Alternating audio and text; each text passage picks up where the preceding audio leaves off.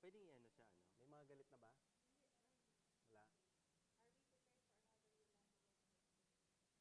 Pwede ano natin, I'll from time to time, iyan mo rin sa chat.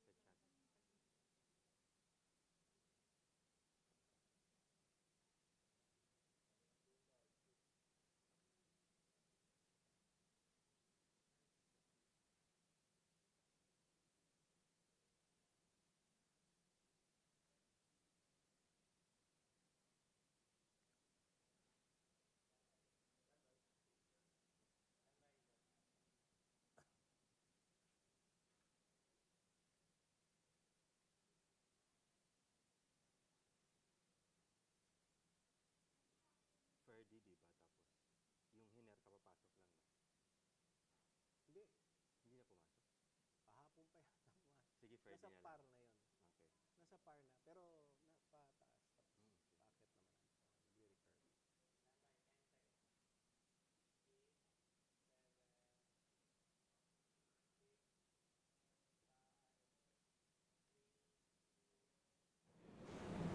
Good afternoon. I'm Voltaire Tupas. This is Rappler Talk. Joining us this afternoon is Dr. Alfredo Maharlagmay, the Executive Director of Project NOAA, or the Nationwide Operational Assessment of Hazards. Thank you very much for joining us, Dr. Lagmay. Welcome back to Rappler. Can we start off with the situation in Batanes? As we speak, medyo nagre-recover pa yung mga communities sa Batanes dahil sa bagyong Ferdy. Mayroon kang balita kung anong kaganapan doon batay sa last na assessment ng NDRRMC? Yes, I do. Super Typhoon Ferdy barreled through the Batanes Islands, and I actually was over the island of Itbayat in the Batanes Islands.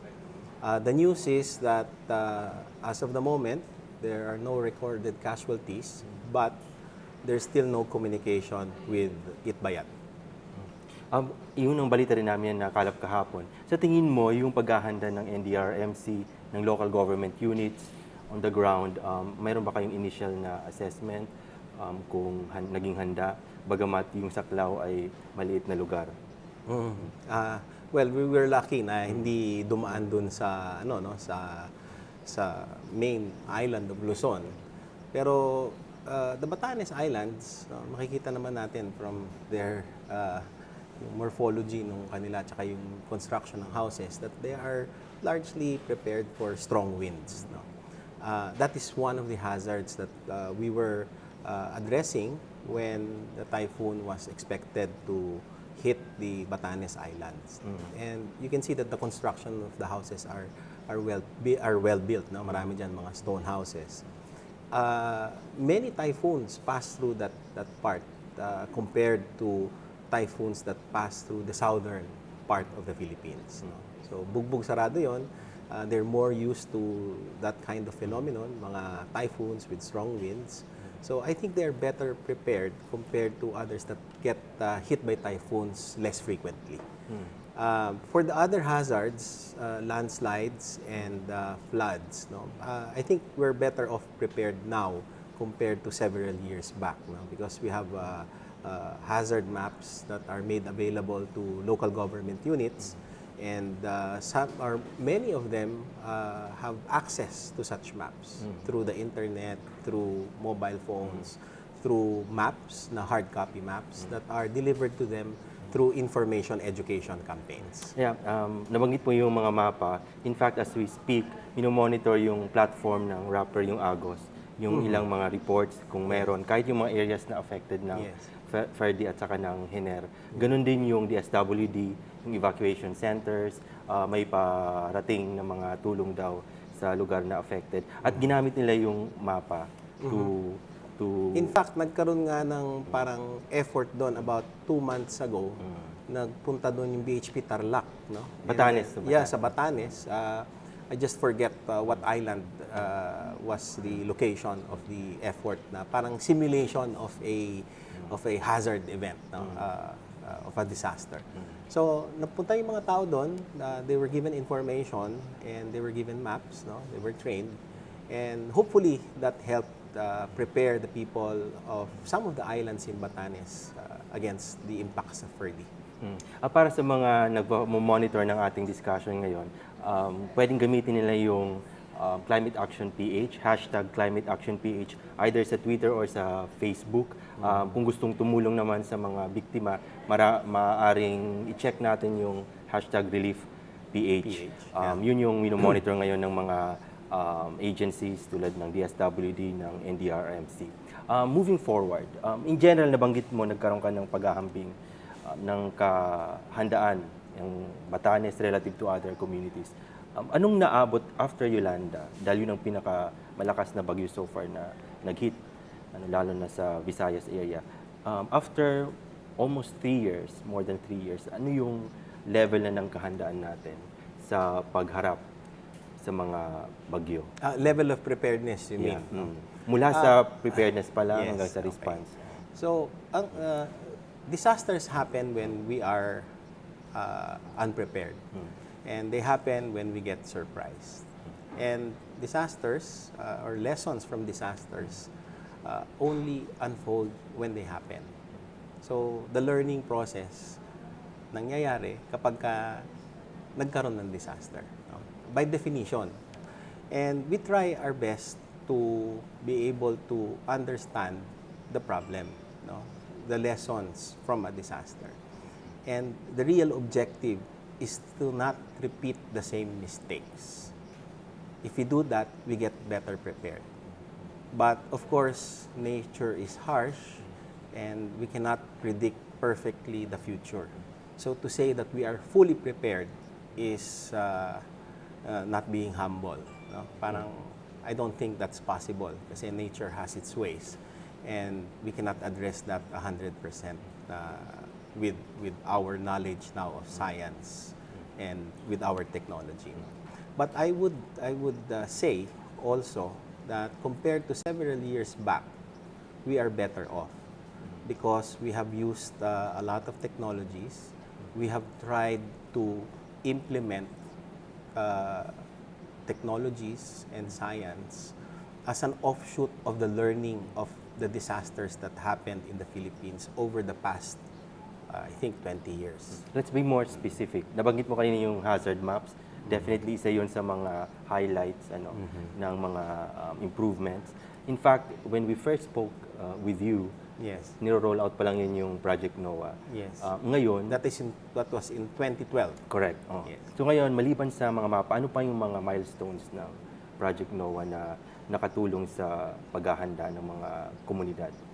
Okay. So, yung basic understanding natin about disasters is that it can be broadly categorized into warning that is supposed to be reliable, understandable, timely, and accurate.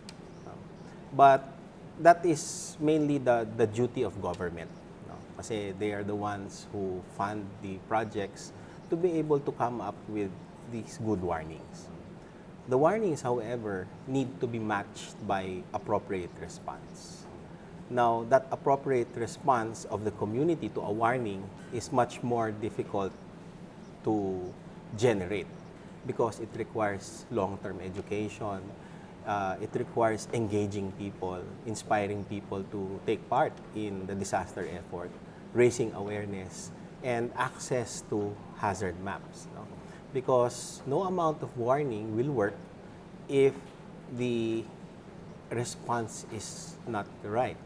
So if you warn and people move into another unsafe place from an unsafe place, then the warning effort will be wasted. So it's important that in planning for disasters, they must have access to good information such that when the people act, when there's a warning, they get to a place that is safe. Because in the disasters that happened in the last, I think, 3 years, like for example, Yolanda, for example, Pablo, those disasters, merong warning. No?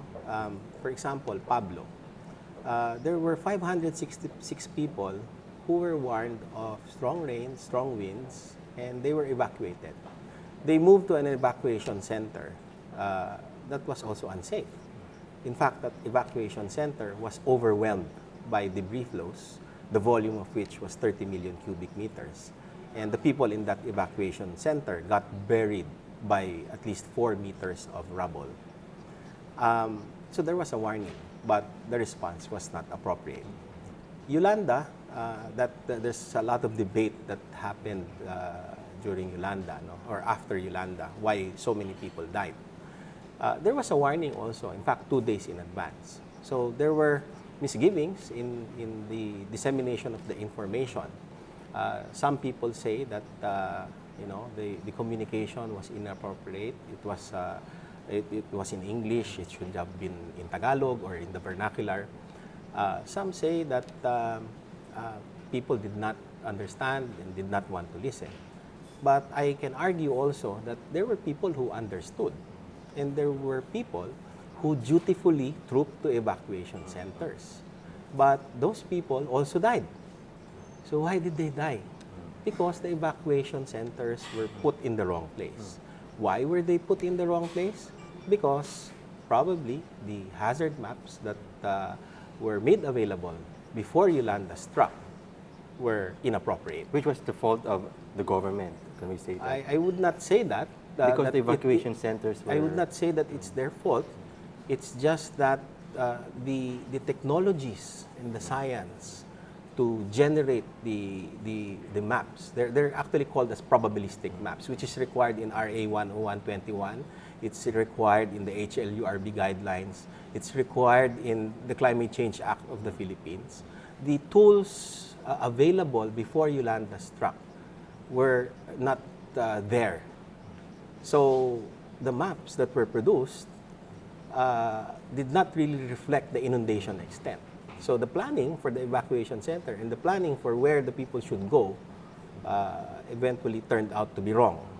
And now we have the tools. Yeah. So the tools are there, and if we use it, we will be able to address that problem of getting the people to move from one unsafe place to this time a safe place when there's a warning. Yeah, a year after, I recall, I wrote a story about this village, an island in Samar. You introduced a new system in predicting storm surges based on your experience during Yolanda. And that island was saved because of the information that was made available to them. Beyond that, have we considered other alternatives or new modes of communicating information which usually get stuck at the regional, provincial, or town You're level? talking about Super Typhoon Ruby. Yeah. Which came a year after Correct. Yolanda. No? That super typhoon generated storm surges, and it destroyed 1,667 houses in the island of Daram. But it's not only the island of Daram where storm surges hit and destroyed many houses, washed out many houses. It was also in, I think, Villarreal, Pinapacdao, and because I just visited that area, Eastern Samar and Leyte. At zero casualty? Yeah, in Daram it was zero casualties. For all of those areas, there are zero casualties from storm surges. But we never really heard about the news on that. It was only, I think, Rappler that covered that repeatedly. So it's important that we learn from the experience from disasters. And we used that lesson from Yolanda, applied it to Ruby. Because during Yolanda, we knew that the storm surges were going to happen, and we knew the heights. But it was like giving an absolute value over a relative landscape. What we needed back then, before Yolanda, was the information on inundation extent, which we did not have. A year after, we already had that because through Project NOAA, we were able to produce hazard maps that were simulated that showed different levels of storm surges with corresponding inundation extent. Because sometimes storm surges can enter inland up to 10 kilometers. During Yolanda, it entered Tacloban up to 3.5 kilometers. So if we can show that, when we give the warning, then the people would know or have an idea on how far they should move inland. And that was applied during Typhoon Hagupit or Typhoon Ruby. That's one hazard. Kumusta naman yung iba pang mga hazards? Siyempre, yung landslide, nandun yung pagbaha lagi, yung earthquake. Kumusta yung technology, yung capacity, yung kahandaan? Yeah, ng we're mga moving forward and we're progressing kasi it's important that we address the hazards. No? We should not address the phenomenon. For example, typhoons. The typhoon is not the hazard, it's the phenomenon. The hazards associated with typhoons are the strong winds, no? Sometimes more than 200 kilometers, almost 300 kilometers. The rainfall-triggered landslides, the floods triggered by heavy rains, and storm surges. So if we prepare for the hazards, we are actually preparing for the right thing. Kasi for example, for the longest time, we've always associated danger with typhoon signals, di ba? For meteorologically related hazards. We have signal number 1, 2, 3, now we have 4, di ba? So we've increased that. But really, the signals, the storm signals are just for wind. No? So whenever we have rains in areas that don't have signal numbers, the people have through the years parang been conditioned to think that there's no signal number here, there's no hazard. But actually, the signal number is just for the wind. Now, we have identified that really what we have to look at, what we have to address and prepare for are the hazards, not the phenomenon. So if we do that and we give warnings that are hazard-specific, time-bound, and area-focused, we will be able to communicate better and we will be able to address the problem better. And I think throughout the past 4 years that we've been working with NDRRMC, we've been working with PAG-ASA, DILG, DSWD, and all sorts of agencies, all the agencies involved in NDRMC through the pre-disaster risk assessment. We've been trying to address the hazards, no? And been giving hazard-specific, area-focused, and time-bound information so that that warning can reach to the communities and to the individuals. That's the problem kasi Yes. pag inoobserbahan natin yung proseso sa national level, clear yung process, hazards Right. based, tapos malino yung directive. Pero pag nasa town level, halimbawa mag-interview kami ng mayor or ng isang responder nila sa alam. town, ganun pa rin, tali pa rin sila sa signal. And so therefore, kung medyo mainit or may liwanag na, mayroon ng araw, humihinto na yung paghahanda. Oh, the perfect example was during Nona, December last year of 2015. The typhoon Nona was passing through the central Philippines region in the Visayas. There was no signal number in Luzon, but heavy floods happened in Nueva Vizcaya, Nueva Ecija, and the floods went down to Cabanatuan all the way to Pampanga and Bulacan, exiting to Manila Bay. And even if there was no typhoon signal, the hazards were there. So by the time that the floods were rushing down along the Pampanga River, it really swelled pretty much. And when it was in Pampanga and Bulacan, the people did not like to believe. I was talking to the governor, and initially she was saying that the people did not want to believe because there was no storm signal. So we should change that attitude. No? We should change that response to, or that idea that the signal numbers are the ones that bring danger. It only brings one kind of hazard. It's information for one kind of hazard. That's the strong winds. Now, when we condition or when we tell the people or inform the people that we should be addressing the hazards, then they probably can prepare better to address the possible or potential hazard. Let's move forward to La Nina. Yes. Na Yun, as opposed to really the same your question earlier. We are more prepared. There are disasters. So tools replicated in other countries in nature has its own way. About there will be surprises, I'm sure, and when those surprises come, there will be a disaster because it's like a disaster is just like a big accident. So an accident happens when you get surprised. Akala ko hindi dadaan, and then you get surprised. You meet up in an accident. On a larger scale, disasters are like that. When you get surprised, you're not prepared, there's a disaster. So we just have to prepare using the best tools, the best science, put in the forefront of battle against disasters, and pray. Speaking about best practices, dahil syempre natuto rin naman to a certain extent, mayroon kang binabanggit usually na disasters that didn't happen. Ito yung mga sitwasyon na hindi nangyari dahil na napaghandaan. Can you be more specific? Ano yung mga areas na pwedeng mag-inspire sa ibang mga LGUs na gawin ang mga hakbang na ito? Ito yung technology na available at ito yung hazard, ito yung kaukulang aksyon na ginawa ng mga agencies at LGUs. Yeah. We have been trying to learn from all of the disasters. No? Again, I said that we don't want to repeat the mistakes. So 1999, we had the Cherry Hills landslide. Then we've had other disasters. 2004, Infanta debris flows.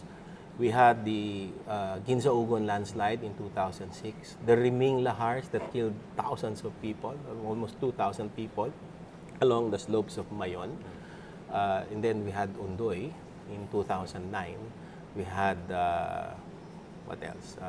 We had Pepeng that hit Pangasinan, many landslides in Benguet. We also had the Pedring and Kiel. We also had storm surges, by the way, during Pedring and Kiel in 2011 that destroyed restaurants and many facilities along Rojas Boulevard. But we did not learn from that. No?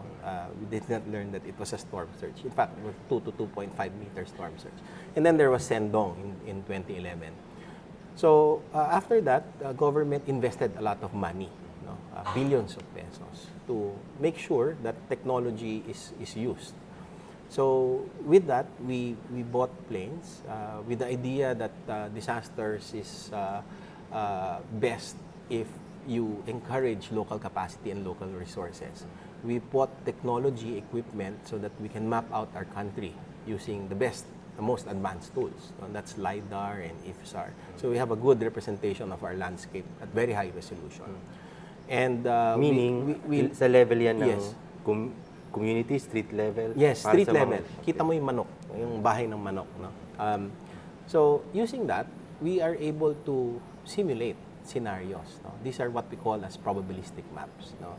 Multi-scenario, and it also captures future events. Kasi if you just make a map or a hazards, a risk assessment based on historical records, interviews, even with the subjective opinion of the technical expert, no? You don't capture past big events that may not be in memory of people, and you don't also capture the future events. No? More so, you don't capture the possible climate change impacts. So using powerful computers, the technology and the knowledge on the physics of the flow of water and the knowledge on the physics of the stability of rocks, you can create scenarios which gives us a visual gives us an opportunity to imagine and see future big events that have not happened yet. In fact, many of the disasters that will happen have not happened yet. So it's important that when we make hazard maps or risk assessments, we use that, the term is probabilistic, no? Multi-scenario. We capture also the future big events that is not in the memory of people. So when we do that, we are better prepared. Kasi we see events that we don't recall or we don't have a memory of. So when you represent that, lay it out at community level, you are able to imagine how to prepare for that future disaster that has not happened yet. May ganung capacity ba yung mayor or yung local Yeah, disaster yeah. manager? In fact, we're doing that. These maps are being produced. We are simulating it using the best available tools. High-resolution maps. For landslides, we've completed the entire Philippines. Storm surges, we have completed also for the entire Philippines. Multi-scenario, different levels. For floods, flood inundation, we've basically almost completed only 40% because it's more difficult to do. But I guess And yet, in it's 1 year, usually, ito yung hazards na palaging na raranasan ng, ng mga komunidad. Bakit hindi matapos-tapos? well, it's difficult to do. No, the technologies that were acquired, the investment was only made in 2012. And you can only make all of these multi-scenario maps if the technology is there. And we only invested on them in 2012. So it's only now that we are able to get all of these maps to come out, put it up on website platforms, on mobile apps, print it out in books, for distribution, dissemination, and with information education campaigns. Hopefully, people will learn how to read it. So that is what is needed. So in contrast to where we were before, I think we're very advanced. No? I'm talking about many countries here relative to other countries, especially lesser developed countries. We're well advanced. In fact, I was talking to some disaster mitigation colleagues from Malaysia, and when they see the websites of the Philippines reflecting the hazards and everything, they say, "Why would you give aid to that country? They're more advanced than ours." So I think we're doing good, pretty good. But again, we have to be cautious. We can't let our guard down because disaster work, preparedness can be very tricky.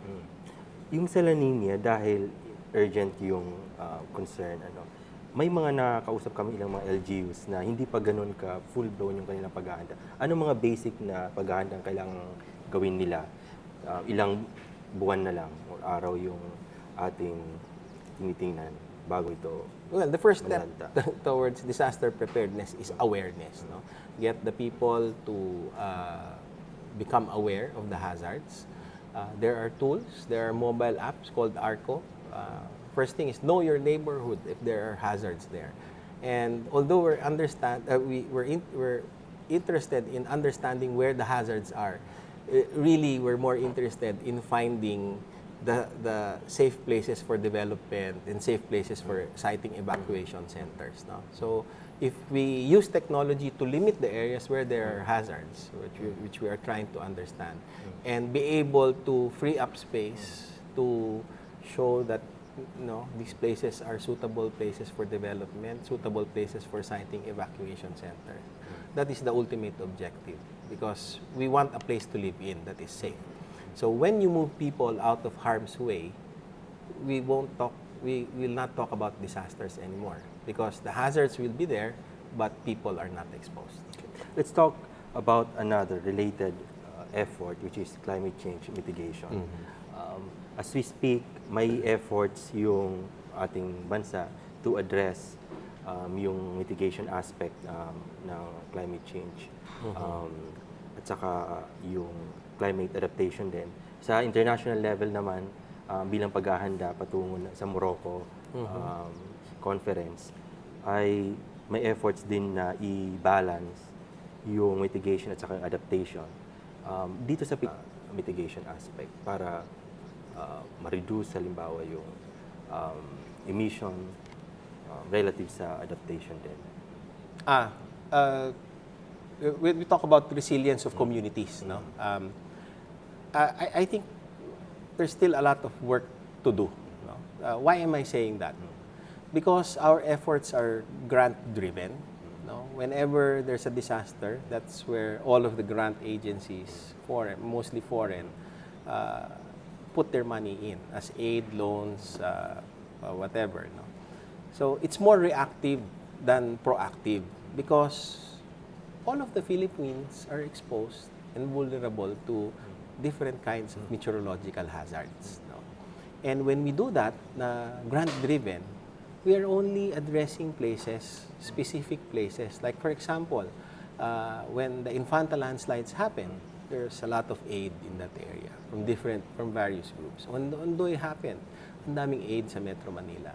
When Riming happened, all of the aid was in Albay. When Sendong happened, everything was in Cagayan de Oro and Iligan.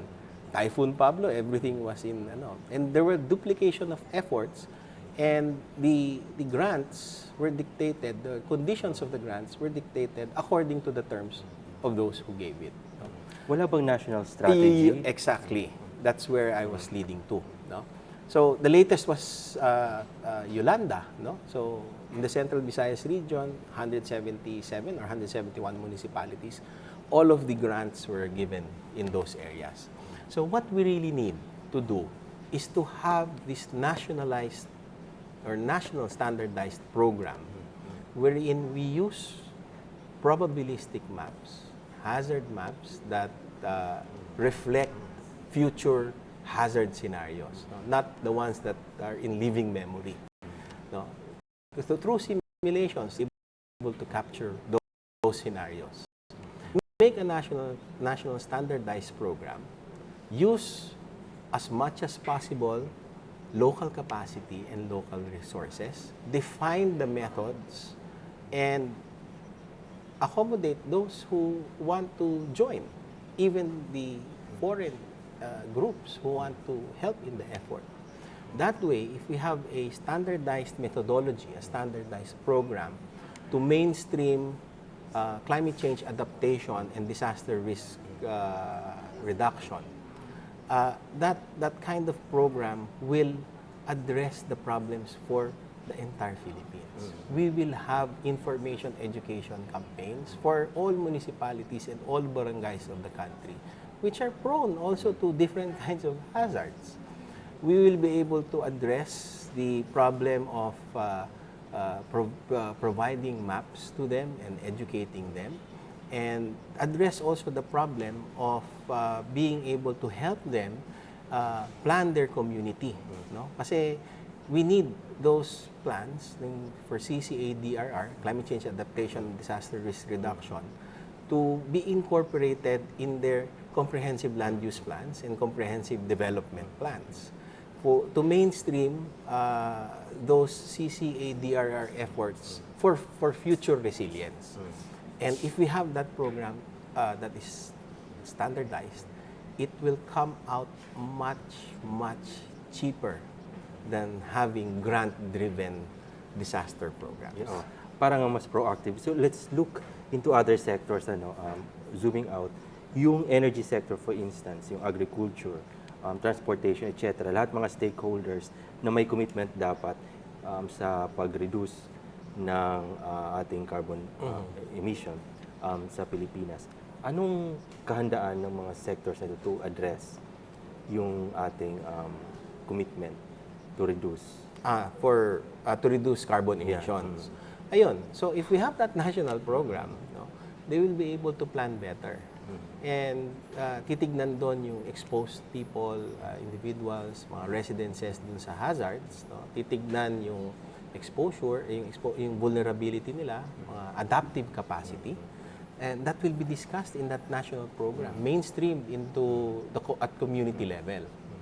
Now, when you do that mainstreaming, the people, the LGUs, try to think about climate change adaptation, and it's incorporated in development plans. In fact, disasters are now treated as unresolved problems of development. No? They're not just from a single hazard. No? It's a problem of development or poor development. When we don't plan ahead, when we aren't smart enough to think about how to address the problems of natural hazards and the problems of climate change impacts, then we are not able to resolve the development problems. No? It's good that you brought with the tools, with that mainstreaming of that program, then each and every community will be able to think and incorporate that in their development plans. Mabuti na nabanggit mo yun dahil sa katatapos lang na State of Environment sa Dumaguete in partnership with Green Convergence. It's an alliance, a network of environmental groups. Invited yata ako doon, pero hindi Hindi ako ka nakarating. because of you. Hindi. We were there, and then we discussed the state of environment, yung mga efforts to mitigate, at saka yung development issue nga, at saka yung economic aspect din. For instance, ngayon, may lang specific efforts yung agencies to collaborate and then determine yung pwedeng gawin para mag-reduce ng ating emission. Halimbawa na lang dyan yung energy mix. Yung Department of Energy, yung DNR, yung Climate Change Commission, as we speak, are conducting a review of the energy mix sa ating bansa. How do we proceed from our current state na dominated pa rin ng coal? Ng coal. Okay. Way back in 2008, we had an act approved by Congress, and it's called as the Renewable Energies Act. And then the following year, we had the Climate Change Act approved in 2009, signed or passed into an act in 2009 by Congress. And these laws actually promote renewable energies. So when we talk about renewable energies, ano ba pinag-uusapan natin dyan? Ang pinag-uusapan natin dyan, yung mga energies that can be, parang meron siyang parang nagkakaroon ng source ulit, Hindi nauubos. Hindi nauubos. Forget the word for that. But hindi nauubos. Now, ano ba yon? So, meron tayong hydro, kasi uulan, magkakaroon ulit ng tubig. Meron tayong geothermal power. Geothermal power, actually, from what I've read, supplies about 20% of our electricity needs. Some articles say that it's about 27%. And projections up to 2020, lalaki pa. So that's renewable. Solar. And, yun. So yung hydro, lumalaki din yan kasi nagkakaroon tayo ng mga dams. And I think mga more than 20% din yan at its peak. Other renewable sources of energy are solar, meron pang wind, tapos biomass. And there's also one technology, I don't know if it's feasible right now, but some countries are trying it, yung mga tides, yung wave. But anyway, yun, tinitignan yun. And the more that we explore, the more that we investigate, then the more we get a chance at getting these resources for our benefit. Solar power is being harnessed. In fact, they're scaling up across the country. Yun bang pinaka-viable as this point? Ano pa ibang areas na pwede natin well, compared to geothermal energy, if you're asking me which is the most viable, the Philippines has almost 300 volcanoes. 23 are active. Many are potentially active, and the others are inactive. And so madami yun. Maraming potential sources. We need to explore. We need to find better technologies to be able to tap these geothermal resources. So we are rich in that resource. So it is to our benefit if we invest in finding more geothermal resources. Kasi meron tayong mga conventional ways of doing that. Maybe there are more innovative ways of tapping that resource and finding that resource. So that's one very big potential. Kasi we're one of the top producers of geothermal energy in the world. We're probably number 2. And that's because of our bounty of having a lot of volcanoes. In fact, much of the Philippines was formed because of volcanoes. And the air we breathe is because, not entirely, but has got a lot to do with the eruption of volcanoes, that we have oxygen in the atmosphere. That's the air we breathe. So what we about have to take advantage of that. What about the Bataan nuclear power plant? I understand there are efforts to revive it. Should it be revived? As a scientist, well, there's what do still you a think? debate. There's still a debate on whether it's clean energy or not. Kasi by definition, pwedeng hindi siya classified as clean energy. Kasi it's clean energy, but pwedeng hindi siya classified as renewable energy. Kasi the resource of mga isotopes na i-feed mo doon, hindi siya, it can be depleted. Not to mention yung risks. So it can be depleted. So ibang usapan ito kasi debate pa kung whether it's renewable energy or not, no? But if we include that, no, of course it's clean energy.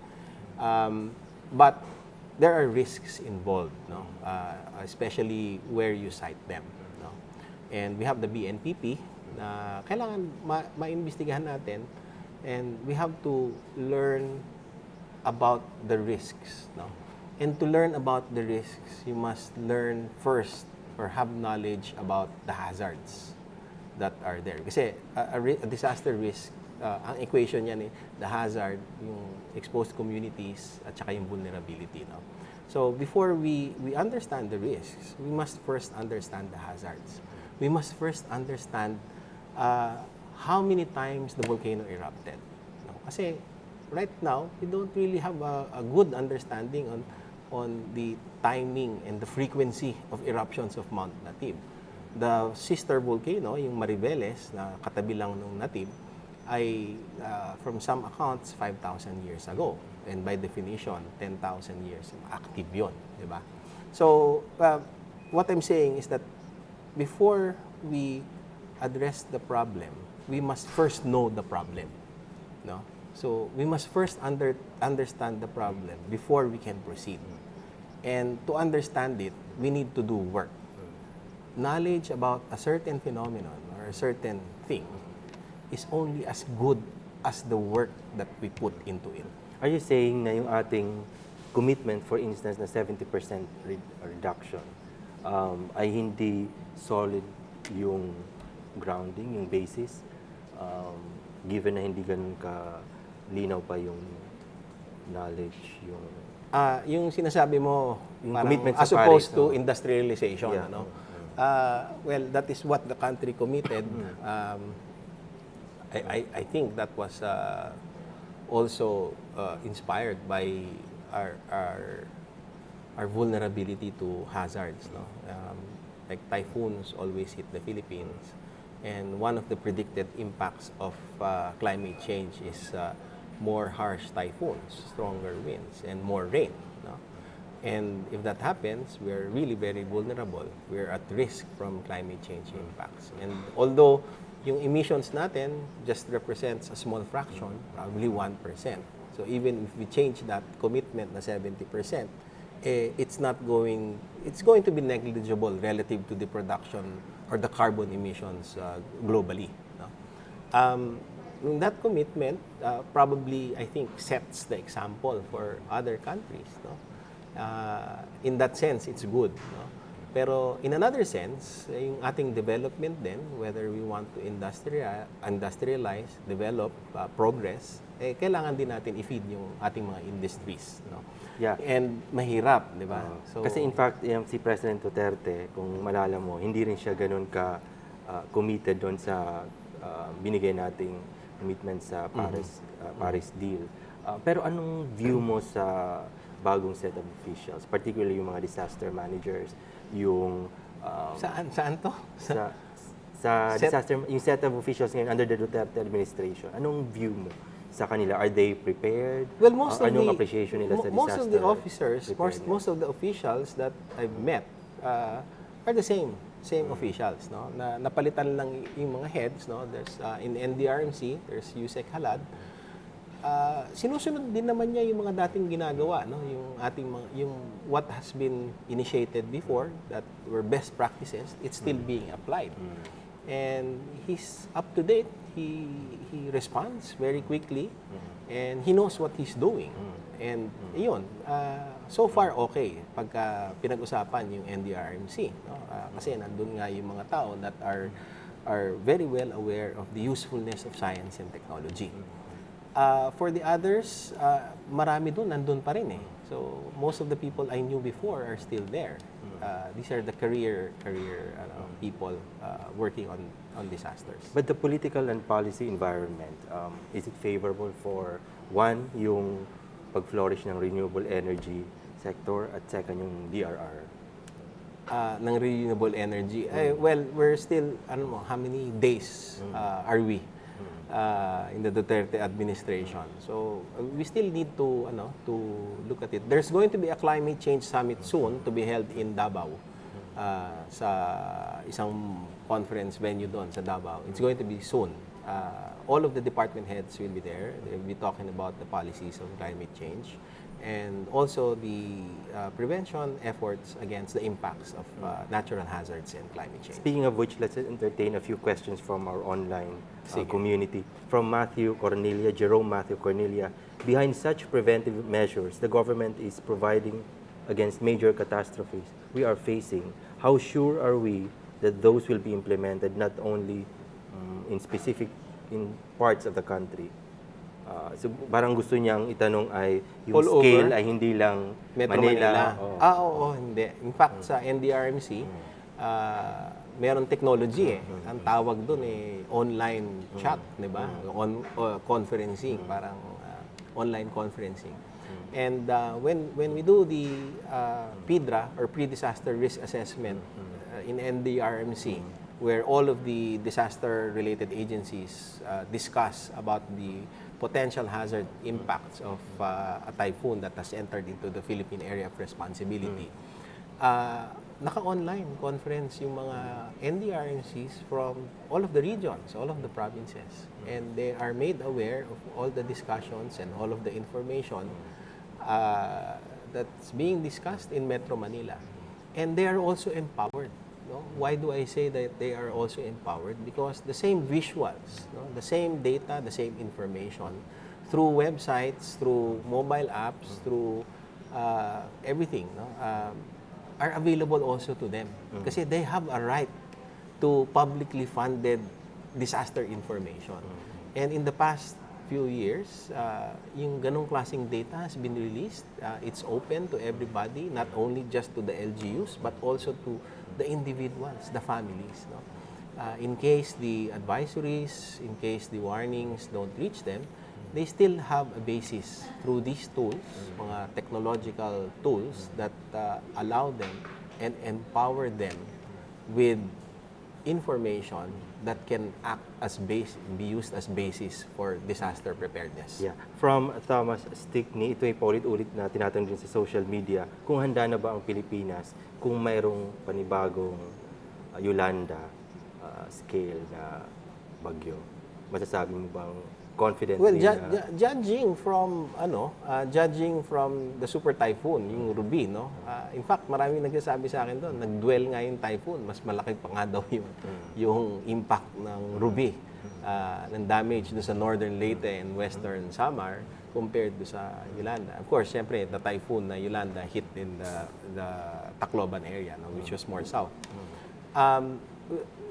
Definitely, we have advanced a lot over the past years. We are better off this time compared to the previous years. Again, I'd like to repeat na yung disasters are happening or will happen because we are unprepared and we get surprised. And I think partly attributable to our lack of knowledge of everything about natural hazards. We can always get surprised kasi we cannot understand perfectly nature.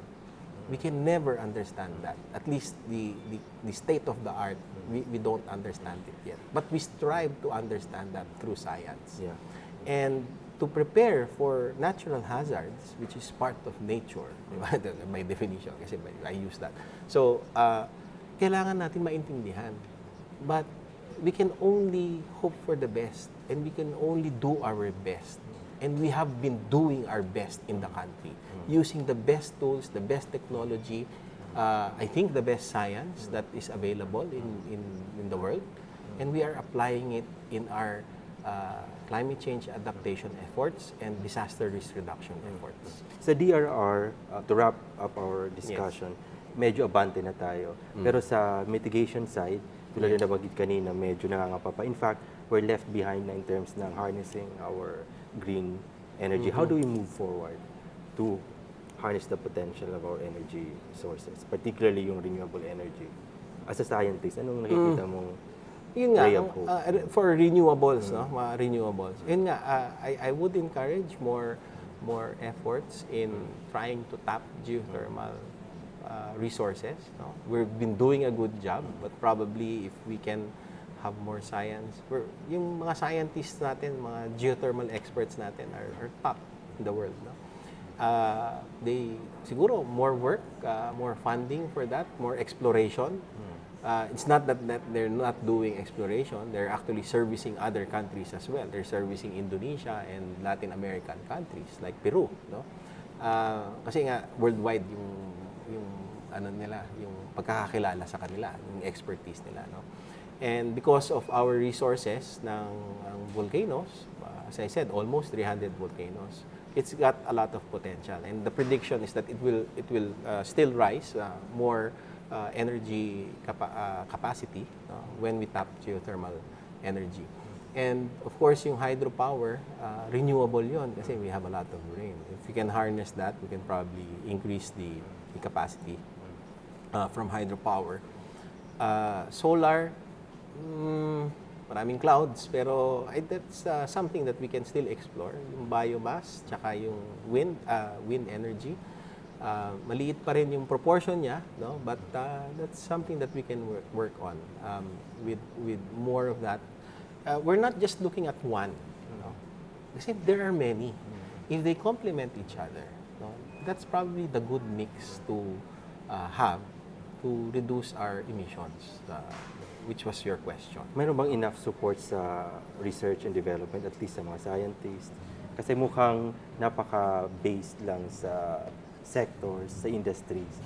Meron silang efforts pero collectively at the national level, parang wala ring strategy on renewable energy. Hindi naman. From universities then, there's more and more understanding of how to tap geothermal resources. No? There's better understanding, and that's probably why we're getting more resources tapped. What you're saying is funds from the government, no? Input yung generation ng knowledge and invention, invention to harness all of those renewable technologies para do sa ating energy mix, no? Like yung solar and ano. Then I think we can invest more on that, no? That can be encouraged, no? Pero mainly ang mga gumagawa niyan ay mga developed countries. No? So we just import the technology. Anong panawagan mo kay President Duterte? Pinag-uusapan niya yung budget sa Kongreso. Hopeful ba ang Project NOAA? My dream for disaster risk reduction is to be able to mainstream CCA DRR, climate change adaptation and disaster risk reduction at community level, LGU level, incorporate it in the comprehensive land use plans and the comprehensive development plans for future resilience. And we cannot have a grant-driven program na reactive and not proactive. All parts of the Philippines are exposed and vulnerable to natural hazards. And therefore, it is necessary that we have this national standardized program na define yung methodologies according to our laws. No?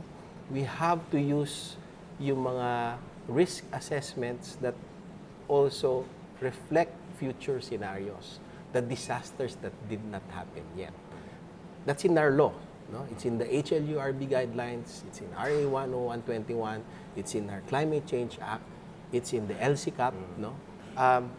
If we have that nationalized standardized program, we will be able to inform, we will be able to prepare all the entire country, all individuals, or all LGUs of the country, and in that sense, we will be better prepared.